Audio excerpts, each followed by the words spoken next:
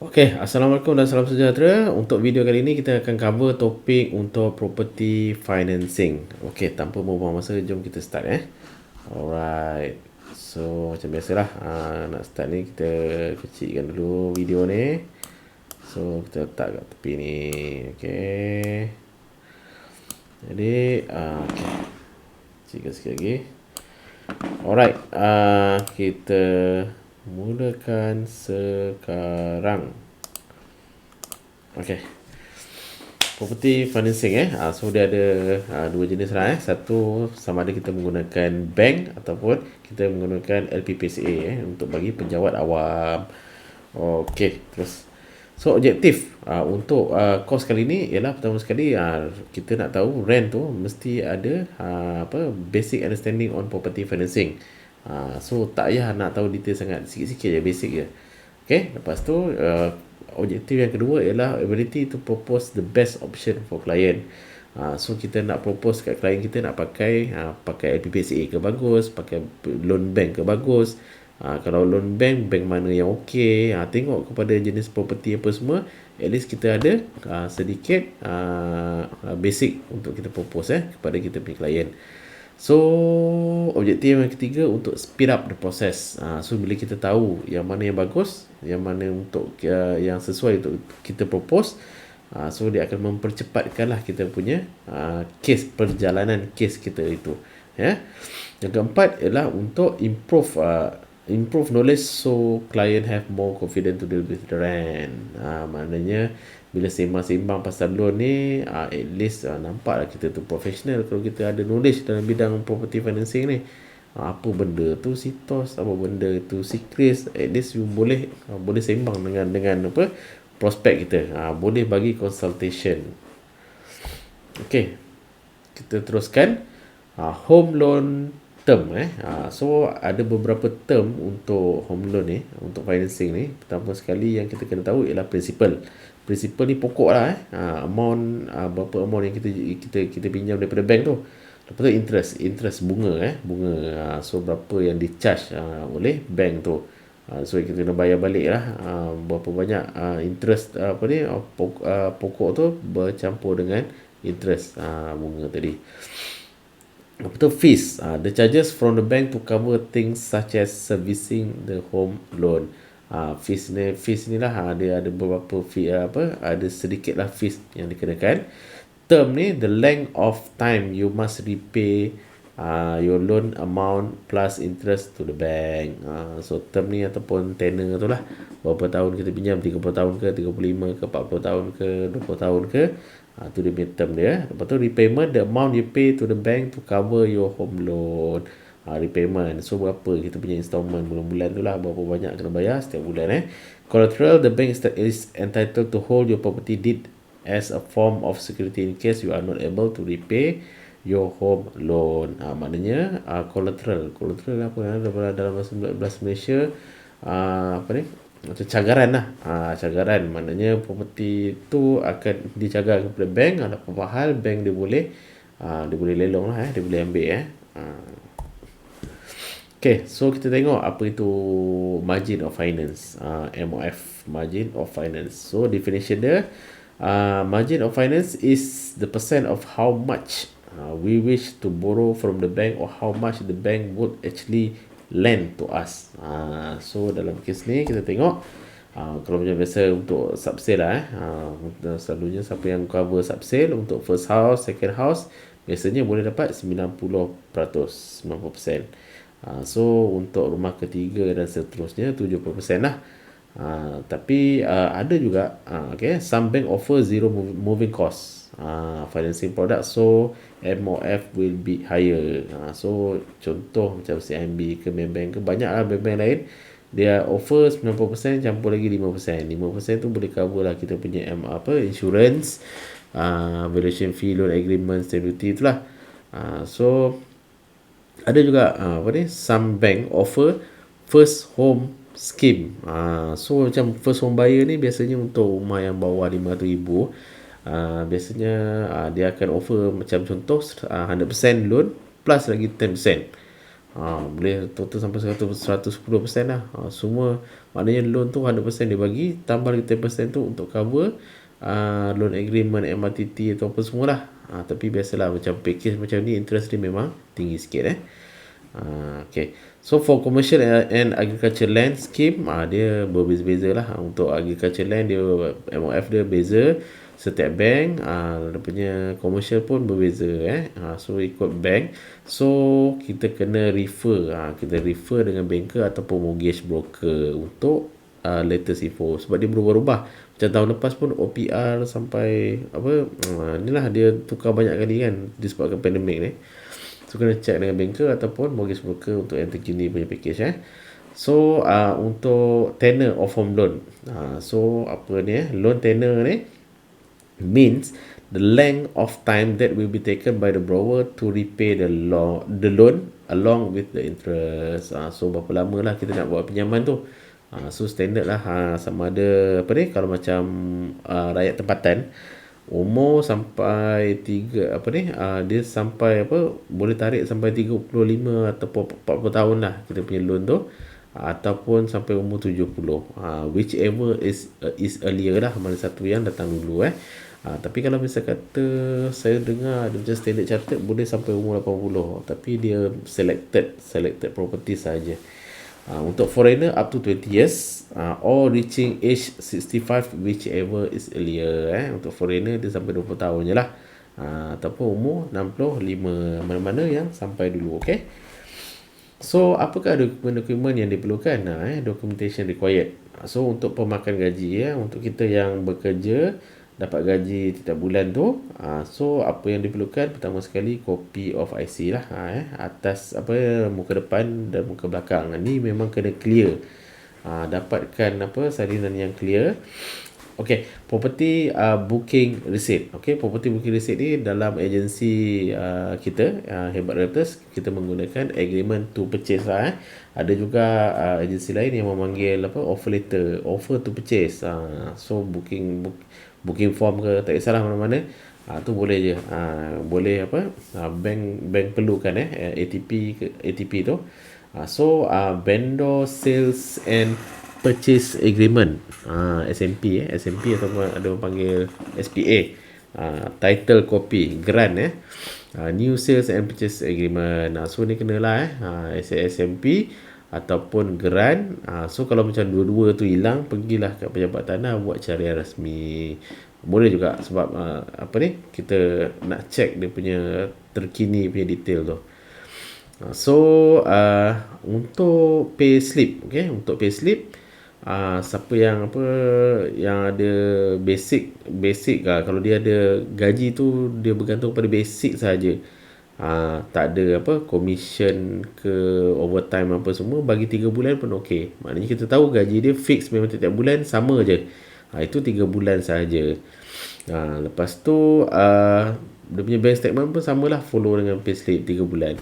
Tapi kalau macam kita agent kita bergantung kepada commission, ataupun kita ada basic campur dengan overtime dan commission tu apa semua. So yang income variable tu diperlukan 6 bulan 6 bulan payslip dan juga 6 bulan bank statement. Okey, untuk setengah bank dia akan juga minta latest employment letter ataupun EA form, latest EPF statement.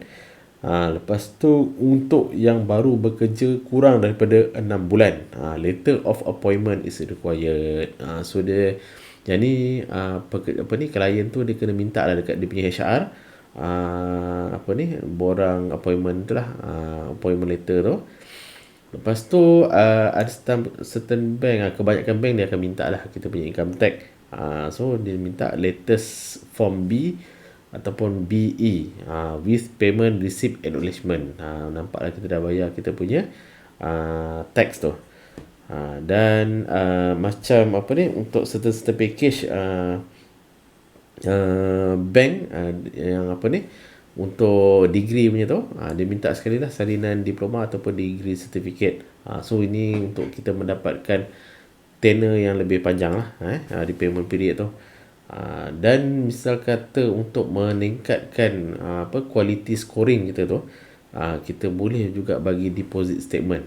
Contoh kita ada fixed deposit, duit dalam ASB ke, dalam tabung haji, dalam bond, saham, unit trust apa semua, tunjuk kat bank yang kita ada banyak duit. So ini membantu kita punya scoring. Dan bila scoring kita cantik, interest kita pun akan dapat lebih rendah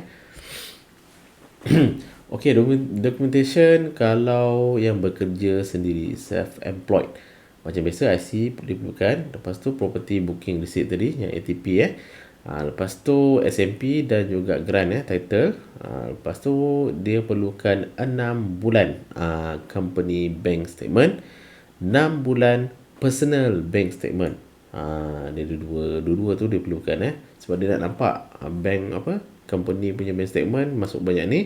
So berapa pula dia ni ambil gaji, so dapat personal bank statement kat situ. Kalau kita ada deposit statement, fixed deposit ke, FD, ASB, bond, saham apa, unit trust apa semua, bagi sekali. Dan last sekali kita perlukan dokumen yang berkaitan dengan business registration So maknanya ada setengah bank dia akan minta lebih banyak dokumen. So dia nak check lah, kita kena check lah, yang ni kena check apa requirement daripada bank yang kita apply tu. So kebiasaannya kalau yang dah bekerja sendiri ni, dia perlukan berdasarkan pengalaman kami, dia perlukan at least 2 tahun lah dia punya bank tu aktif Okey, untuk owner untuk owner, property document apa yang kita perlukan tadi ialah SMP, dia punya title, lepas tu earnest deposit tadi, earnest deposit or performa offer to sell. Lepas tu kita perlukan juga full description of property and address of the property. Yang ni jangan sorok-sorok dia punya alamat tu. Kena bagi nombor rumah apa semua tu dekat banker supaya dia boleh pass dekat dia punya panel valuer. Sebab nanti panel valuer ni dia akan datang buat valuation report dekat kita punya property yang nak jual tu. So dia perlu valuer perlu buat valuation report dan submit kepada bank So dia perlukan description daripada kita dan perlukan alamat penuh. For refining cases, if loan not captured in secret, so dia perlukan 12 bulan loan statement apart from the above mentioned income document. So kena tambah lah kat situ. Okay, ini dia punya flow untuk application.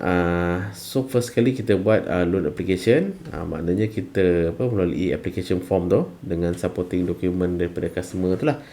Kita collect semua dokumen, kita isi form, submit.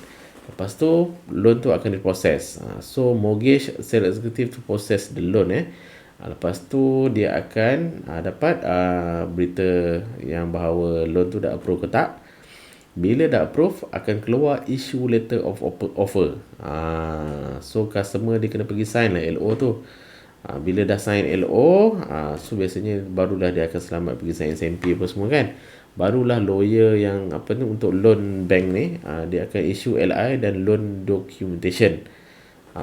So dah siap tu loan documentation, semua dah okey, barulah dia akan releasekan loan tu.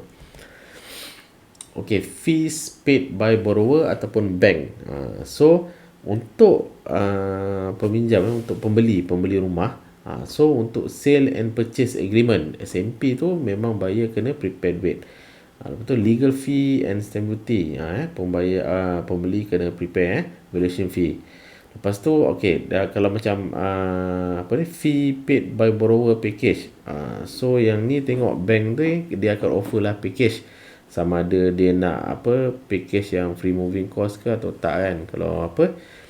Kalau yang package pembeli tu bayar sendiri, so dia akan bayar lah legal fee, stamp duty, valuation fee, itu semua dia bayar sendiri. So kalau macam ada yang free moving cost tu, bank will pay for legal fee, stamp duty, valuation fee, tu semua bank akan bayarkan. Dia akan masukkan dalam loan. Lepas tu interest dia akan lebih tinggi. Okay, DSR. Okay, untuk DSR, dua komponen yang terlibat. Yang pertama sekali iaitu kat sini income dia. Kita tengok dia punya income, dan satu lagi dia punya hutang-hutang lah sama ada yang existing dia campurkan sekali dengan hutang yang akan hutang baru yang akan dibuat. Okay, So dia punya formula DSR ni dalam percentage ni sama mana ialah komitmen tu yang baru campur yang existing dibagi dengan income gaji bersih tu kali dengan 100. Okay, so setiap bank tu dia ada different lah dia punya DSR tu. So ni the rough idea. So macam kalau income tu kalau kurang daripada 3,000, biasanya DSR tu 60%. Kalau income tu biasa 3,000 ke 5,000 macam tu 70%. Atas lagi 5,000 hingga 8,000 tu mungkin boleh dapat dalam 75%. Sekali lagi benda ni depend, setiap bank berbeza-beza. Okay. Apakah earning considered as income? Pendapatan yang macam mana apa yang kita boleh kira lah untuk DSR ni. First kali gaji tetap lah, fixed monthly income atau salary. Gaji tetap tu itu dikira income. Tu variable income, so dia akan kira 60 ke 80%. Tu depend pada bank. Suka hati dia. Bank ni mungkin lain, bank ni mungkin ambil 80, bank ni mungkin ambil 60%. Apa lagi yang dikira sebagai income? Dividen daripada ASB, tabung haji, unit trust dan stok saham. Lepas tu rental income, tenancy agreement. Tenancy agreement mesti yang dah stamping. So dikira sebagai income. Ataupun income received from overseas. Contohnya YouTuber kan, dia dapat duit daripada Google. Itu pun boleh dikira sebagai income. Okay, komitmen. Ini komitmen yang mana masuk dalam SIKRIS. Kita boleh print dekat bank negara. Biasanya loan kereta, study loan PTPTN, loan rumah, personal loan dan juga credit card. Kalau credit card kita tengok 5% daripada outstanding balance. Okay, ini senario yang boleh kita tengok. Okay, pertama sekali contoh Encik Sugiman ni dia beli rumah dan apply new housing loan. So dia punya gaji bersih dia RM6,000. So dia punya komitmen yang ada sekarang RM800 kereta, RM1,000 housing loan, first house. So credit card outstanding RM5,000. So kita ambil 5%. So dia jadi RM200.5. So komitmen untuk for new house RM2,000. Jadi kita tambahlah total komitmen tu. Tambahkan 800 tambah 1,000 tambah 200.5 campur dengan 2,000. So total komitmen dia jadi RM4,050. Lepas tu debt service ratio dia punya formula dia 4,500 ni bagi dengan gaji bersih yang dia dapat kali dengan 100. So dapat 67.5%. Jadi kalau macam guideline DSR tu untuk yang 4,000 untuk gaji yang 6,000 ni dia boleh pergi 70%. Maknanya dia masih masih boleh lepas lagi lah dapat loan. Okey, kita tengok apa perbezaan antara SITOS dan SIKRIS record. Okey.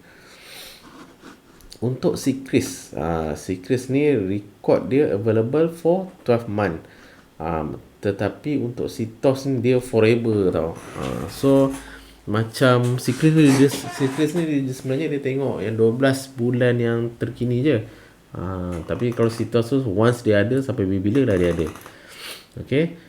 So apa lagi kita tengok kat sini. Three main information: outstanding loan, berapa loan yang outstanding, special attention account, akaun yang bermasalah, ataupun yang nombor 3 ni loan ataupun credit facility application, yang mana loan-loan yang kita tengah apply tu semua akan keluar kat situ. Untuk SITOS, apa information information that can jeopardize loan approval. So kat sini kita tengok ada bankruptcy in background information, legal action, charge or delay, failure in setting loan as guarantor, overdue bills. Kalau ada bill P1Y Mac ke Selcom apa tak bayar, silap boleh kena SITOS. Okay. What you need to void. So kalau untuk SIKRIS ni tak boleh lah overdue payment. Contohnya biasanya yang orang kena duit bayar kereta. Loan kereta biasanya gaji mungkin kita dapat 26 hari bulan, 27 hari bulan. Tapi loan kereta tu mungkin kena bayar 21 hari bulan, ataupun 18 hari bulan ke. Jadi dia bayar lambat. Jadi bila lambat macam tu, kalau outstanding 1 bulan, dalam SIKRIS tu dia tulis 1.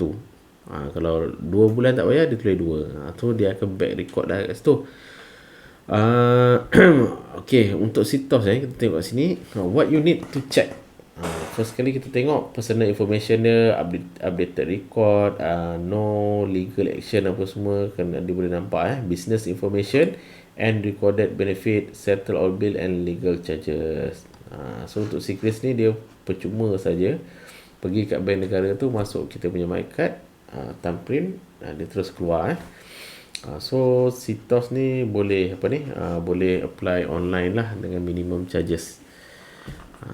So ni lebih kurang ni lah dia punya sama je, dia punya penerangan dia. Okey, apakah 9 sebab loan loan rumah kita ni reject? Pertama sekali, yang biasa berlaku ialah developer ataupun penjual tu bankrupt.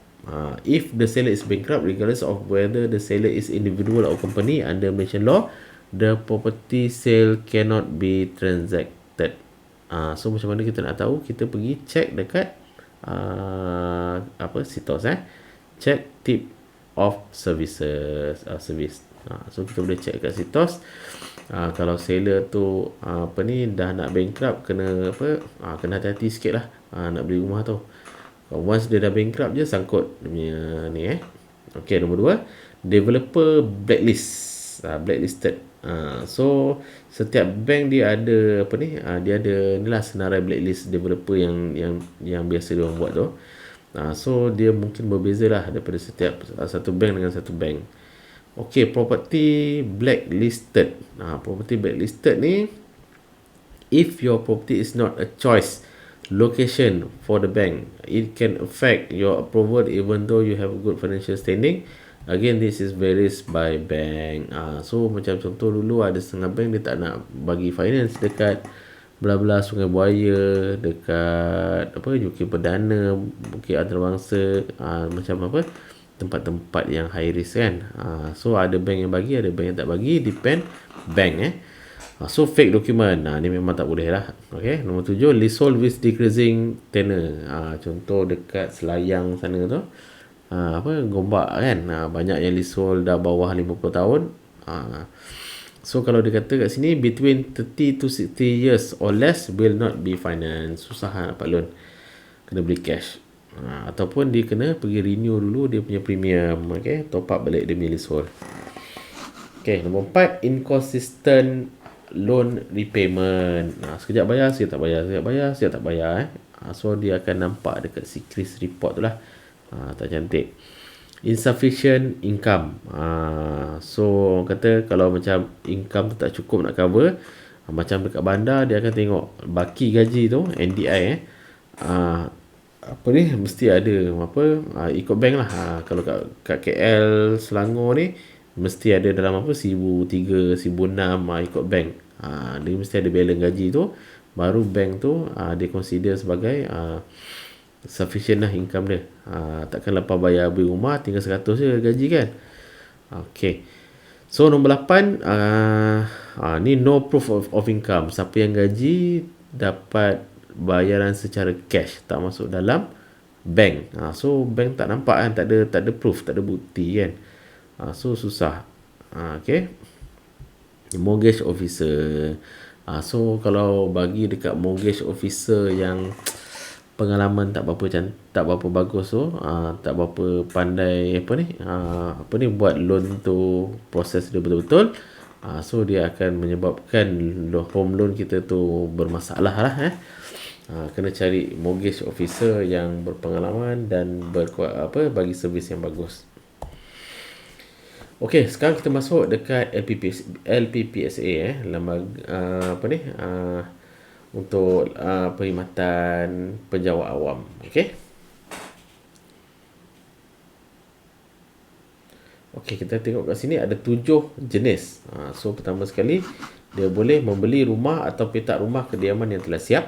Okey, yang kedua, membina rumah di atas tanah dia sendiri. Boleh juga apply LPPSA. Yang jenis ketiga, membeli rumah atau petak rumah kediaman dalam pembinaan, rumah-rumah dekon, rumah projek developer. Nombor 4, membeli tanah dengan tujuan membina rumah. So dia beli tanah lot banglo kan. So boleh buat LPPSA. Nombor 5, menyelesaikan hutang pinjaman perumahan daripada bank ataupun institusi kewangan. Ni contohnya rumah dulu tu dia beli menggunakan loan bank, dia buat bank financing. Lepas tu dia nak settlekan loan tu, dia pakai LPPSA, convert lah. Boleh juga. So yang terakhir sekali, membuat kerja ubah suai rumah atau petak rumah kediaman, nak buat renovation. Ini adalah proses untuk permohonan LPPSA lah. So pertama sekali dia akan terima pendaftaran tu, dan kemudian dia akan pergi proses permohonan dan kelulusan. So kalau semua okey apa semua, kena bayarlah premium insurans. Lepas tu dia akan ambil cagaran harta kepada lembaga. Kemudian LPPSA akan mengeluarkan bayaran, dan seterusnya bayaran balik pinjaman oleh peminjam. So misal kata tak bayar, dia akan kena tindakan undang-undang. So penyelesaian pinjaman sepenuhnya, barulah pemulangan dokumen hak milik, grant tu baru dia bagi balik. Lepas tu barulah dia tutup baki kredit, tutup akaun lah. Ini adalah proses LPPSA. Okey, untuk LPPSA kita kena tengok dia punya kelayakan maksimum berdasarkan pendapatan bersih dia. So tengok, cek dia punya dia punya payslip. Tengok dia punya gaji bersih dia. Contohlah, katalah gaji dia 5,000. 5,000, kelayakan maksimum dia boleh apply 600,000. So rumah yang 600,000 ke bawah ni dia boleh apply. So pendapatan bersih adalah jumlah keseluruhan pendapatan bulanan pemohon seperti yang diambil kira oleh LPPSA. So jadual kelayakan ini tidak terpakai kepada kumpulan berikut. Ada 3. Untuk yang anggota pentadbiran persekutuan, ini tertaluk kepada Akta Ahli Parlimen Saraan 1980. Yang B ni anggota pentadbiran negeri dan ahli Dewan Undangan Negeri, dua negeri, tertaluk pada keputusan Jemaah Menteri dari semasa ke semasa. Yang C, Hakim Mahkamah Persekutuan Rayuan ataupun Tinggi, tertaluk pada Akta Saraan Hakim 1971. So jadual kelayakan ni hanya sebagai rujukan lah. Pembinaan sebenar dan seperti yang diluluskan LPPSA ini sebagai rujukannya. Apa-apa hal pun tengok kepada approval tu nanti. Okey, pemohon yang layak, dia punya syarat-syarat dia. First sekali, anggota perkhidmatan awam lah. Pasukan polis, pasukan anggota tentera, boleh layak LPPSA. Kedua, anggota pentadbiran persekutuan. Ni yang kerja dengan federal. Ketiga, anggota pentadbiran negeri.